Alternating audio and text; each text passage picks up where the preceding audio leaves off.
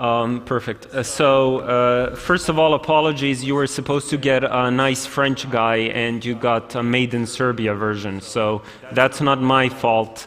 All of the responsibility for whether this worked is on Relja.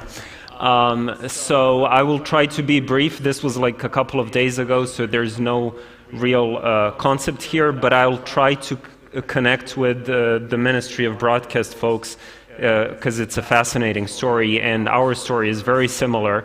And from what I understand, the French guy was supposed to talk about publishing, so I'll try to share some experience that we had around publishing. Yeah, so can we, how is this going to work? Can we go to the next slide? Thank you. Okay, so this is basically the whole point of our company. The conflict between these two sentences is what we've been doing for the last 4 or 5 years.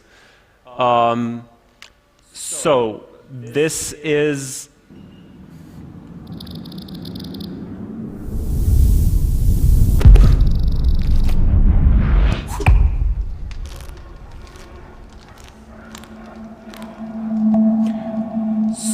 so that 10-second commercial explains everything you need to know about our previous game.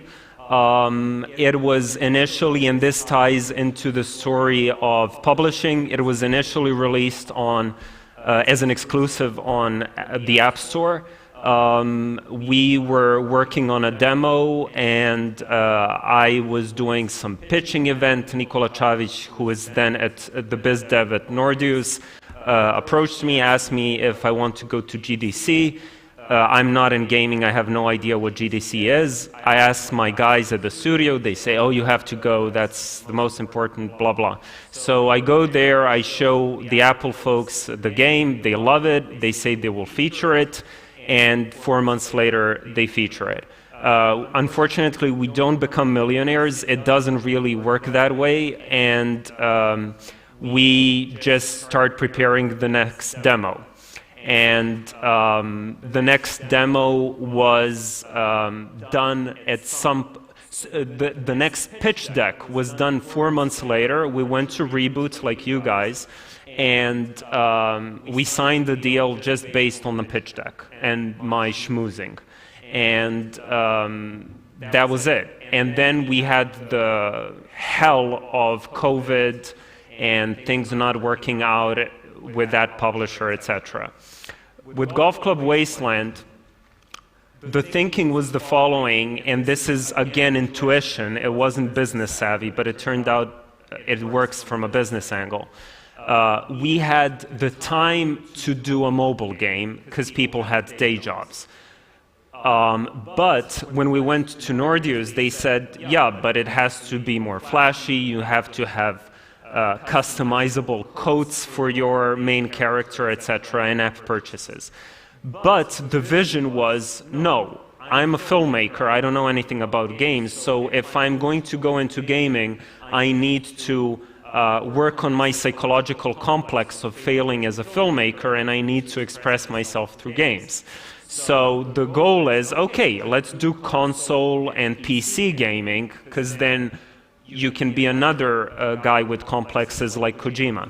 And that was the thinking. So let us focus on what we know we're good at, which is world building, which is narrative, which is art. Stepcom, our art director, who is probably the best guy in Central and Eastern Europe and broader for what he's doing and the versatility he has.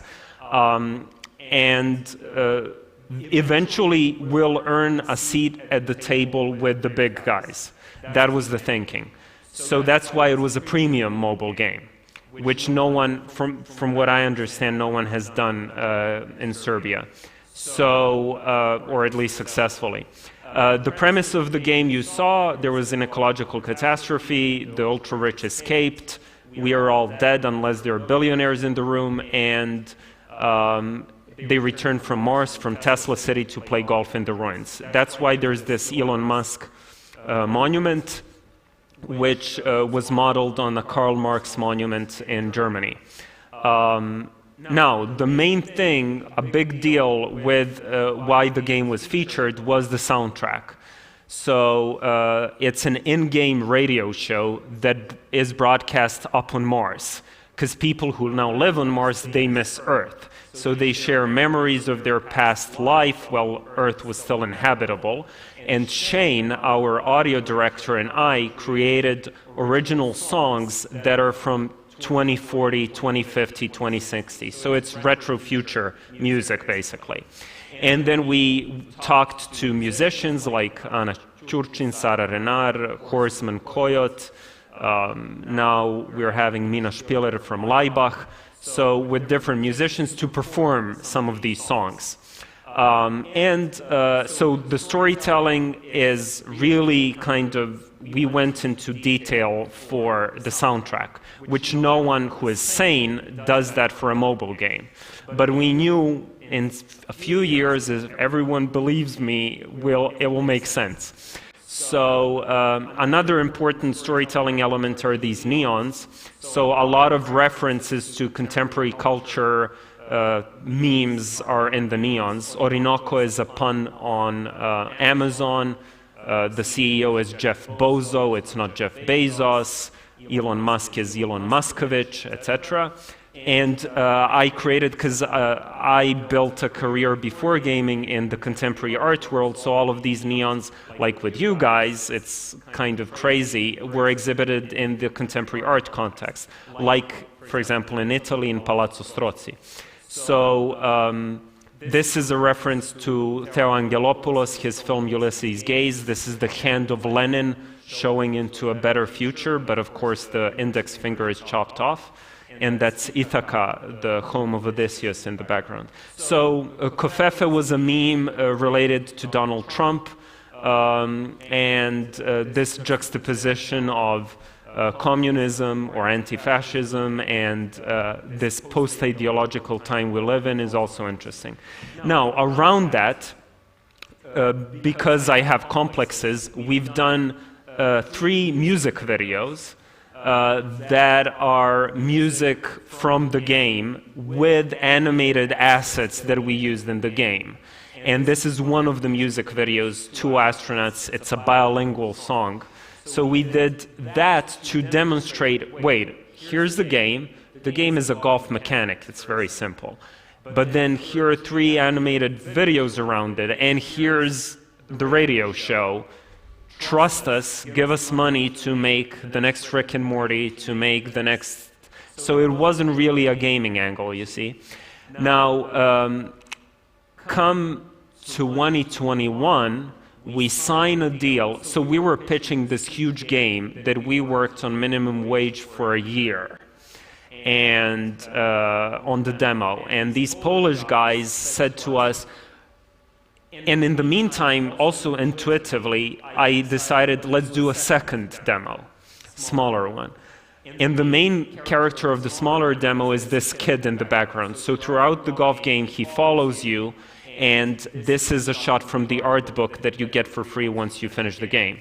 So what happened was the Polish guy said, okay, these demos are cool, but you're sitting on the golf game, which was never published for console and PC, and that's your goal, let's do that. So we asked for some money, we polished the game, added a lot of content, and it came out on all of the consoles and PC, and it was a success, and there was a lot more media attention than the first time around, even with the Apple feature, you know. So the Washington Post wrote about it, and all of the gaming media.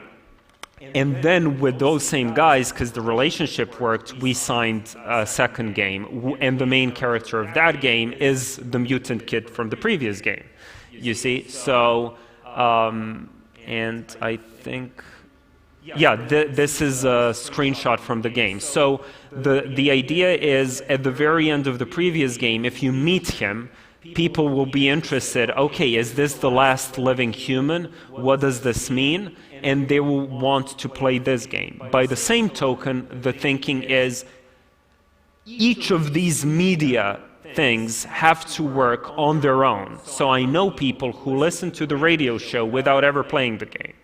And that's kind of what we're aiming for. And also, I listened to an interview with Bob Iger, and one of the reasons Disney bought marvel is there's over 7,000 characters. They can milk that for decades, a lot of sequels. So the thinking is, let us create a universe, and in the universe we can have a lot of interesting characters. The mechanic here, this is 5 times the complexity of Golf Club Wasteland. It's a platformer, and here's a flavor of it. A mutant of tomorrow, I've got no time for sorrow. I'm the son of no one, the son of no one. I vaguely remember hearing my mother's heartbeat as we made our way to the launch pads. But the most vivid memory I have is standing alone, watching the shuttles leave, evacuating you to Mars. Those left behind started to turn on each other. So I escaped, deep into the forest. Arms and legs propel me. You cannot buy or sell me. I move through life like water. No one's son, no one's daughter. I'm the son of no one, the son of no one. Years passed, and then suddenly you appeared again. At the time, I didn't know I had something you wanted. Immunity. Bastard will overcome even the Armageddon.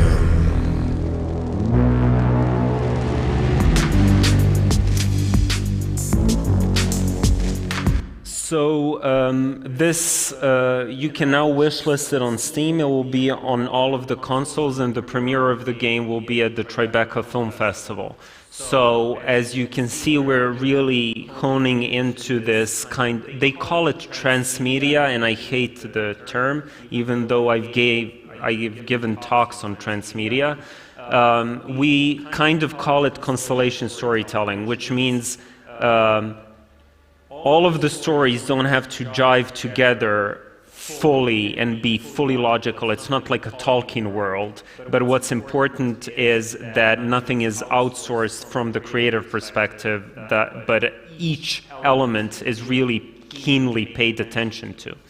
So that's what happened, and usually things come together. So a couple of months later, we signed a completely different game for the demo that we worked on for 2 years.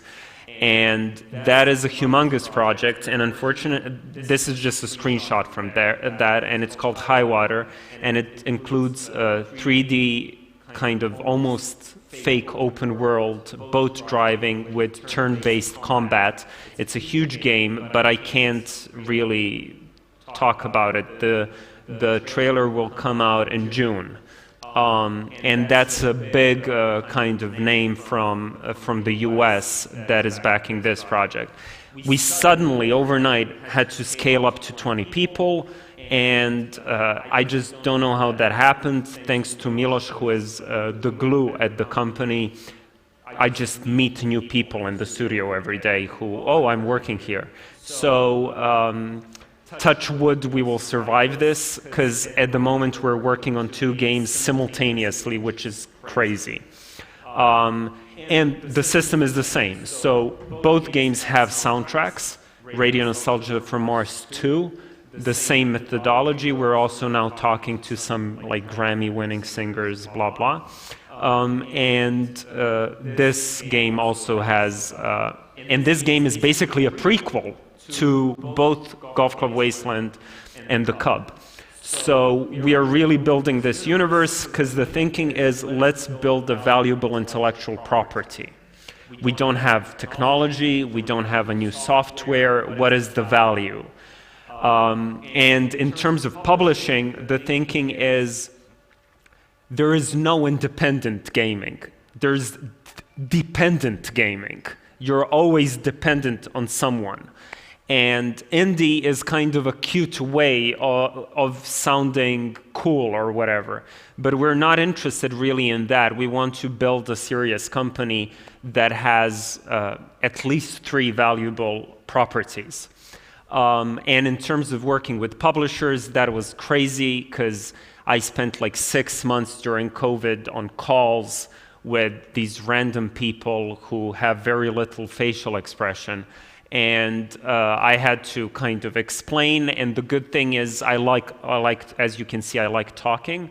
But then when you have to deliver, sometimes I say it will happen sooner and I should have said later. Or a good thing is we have Nikola Čavić, who is now our biz dev, and with him we can at least negotiate decent deals, and he goes over the contracts and so forth.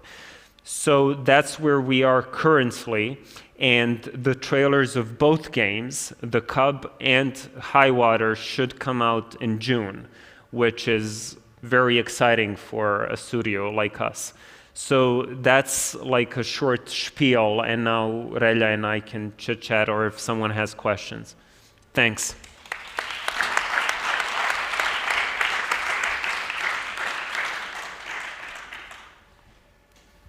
Thanks, Igor. Congratulations, of course. Thanks. And maybe I would start off with the question of, when you were working on the first game, was there from the get-go, let's say, an ambition or an idea to potentially reach the point where you are now, or it was more the usual story of really being focused on that one project and, you know, like a labor of love thing and so on? Yeah, so we've done 2 games in 2012 and 2013 while people were still students, and those were just art projects for some shitty biennial I was doing. But with Golf Club Wasteland, they forced me. They said, listen, screw your artsy stuff, let's do something commercially viable. And at the time, Trump was a candidate. It became clear he'll be a candidate in the US. And also Elon Musk became this celebrity. So I just added 2 and 2, and golf is a simple mechanic, and Trump is building golf courses. So if there is an ecological catastrophe, that's amazing for real estate. And because we're all dead, so they can just turn everything into a golf course. So that was the initial point, and it was a business decision insofar that everyone, really everyone here in this ecosystem pushed for in-app purchases and so forth. I had a kind of moral discussion with the group, whether we want to go down that route, because it's kind of addictive. But more importantly, no one in the company gets a hard-on from Excel sheets. And I really see that people who are successful, like Two Desperados and so forth, these people, the CEOs, love Excel. It's really fascinating to see. The way I talk about the music, they talk about Excel. So I realized we don't simply have the talent for that. We have talent for feelings. And I'm not sure how much there's room for feelings in really ambitious gaming projects, but that's what we want to do. So we stayed away from that and said, no, let's do premium. And sure enough, we talked with Devolver, with Raw Fury, with all of the cool names in indie gaming. But that's not what we're aiming for. We're aiming for Bandai Namco, for something like that in the future.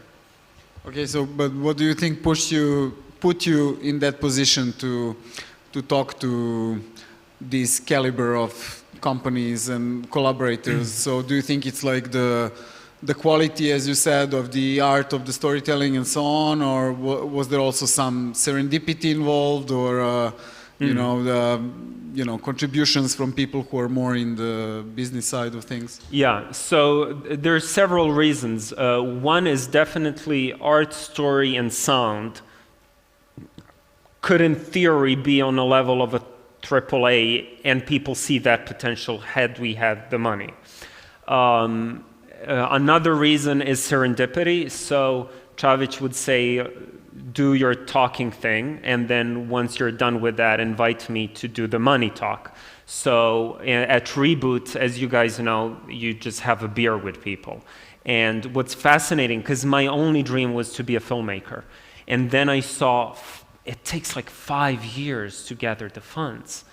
And is it really worth it? And then in the end, you show it like at Panorama at Berlin and here at Autorski, and there's like 1,000 people. You tweet a screenshot from your game, you have more viewers. So, and I care about people more than about whatever, my own stuff. So the second reason was you meet people at Reboot, you get 5 minutes, you do your talk.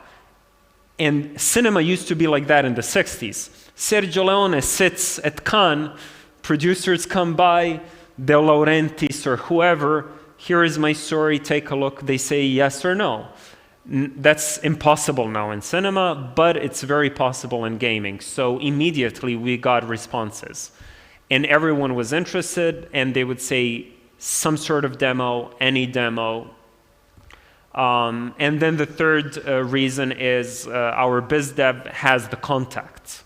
So because he has the goods, which we provide, he sends a bunch of emails, and out of 30 emails, 20 or 15 respond, 10 go somewhere, you sign with 1. That's a pretty high response rate, oh, yeah. I would say. Okay, yeah. So will there be a full feature movie called The Cub, or you're not allowed to answer that question? So the whole kind of universe, we call it in-house Return to Earth, and the thinking is to create an animated series around that, with all of the characters. Highwater already has 100 characters. So yes, that's the goal, and we're working on 2 more IPs, and you know, God damn it, if I'm not gonna be a filmmaker, at least we'll have something up there. So yeah. No, but eventually you are gonna be, so you know, the circle is gonna close in a way. Yes, that's how I lie to myself, yes. So, time will tell. Yeah. So we have a couple of more minutes. Is there anyone in the audience who would like to talk to Igor like this from stage? You can talk to him, of course, later on as well. Okay, there is one hand in the back. Hi Igor, my name is Igor Simić, I'm from Pioneer, and I would like to know, since you're coming from film industry, how many people are in the gaming industry now that also like you came from film industry, that were doing for post-production companies and similar? Thank you. That's a good question. Aurelia should probably do a census on how many people transferred from film into gaming. I think there are more. Just in our company, Stepko, our art director, is an architect who worked in animation. He did a short film, animated film, that is the most awarded short film in the history of Serbia. So he also transferred. And he is a gamer, so everyone else is either an engineer or gaming adjacent or a developer. We also, because our weakest point was gameplay, in this last expansion of the company, that was the main point, and we hired a couple of people who are level designers and game designers. So yeah, there are more people. I'm not sure how many, I don't know. SGA will do that math. Yeah, we'll try with our next report. Yeah. 2022 report. Okay, so and how are you coping, obviously, with this maybe expected or unexpected growth of the studio? But at least it's, I mean, it's interesting to see that you have the ambition to grow it into something bigger, yeah. Heavy, let's say, no, without any negative connotation. Yeah. We're coping. Milos is handling a lot of that. He's our kind of producer in the company. The thing is, a lot of, I think 7 out of the 13 people that added to the core team are people we somehow knew. And we knew they were decent people, hardworking and affable and interesting. So there's only 3 or 4 unknowns. So it's still relatively a protected kind of, everyone knows each other. But we'll see. I think the cutoff, managers here know that, is like 30 or 40 people when different scaling and different management is needed. We're not there yet. But yeah, it's okay.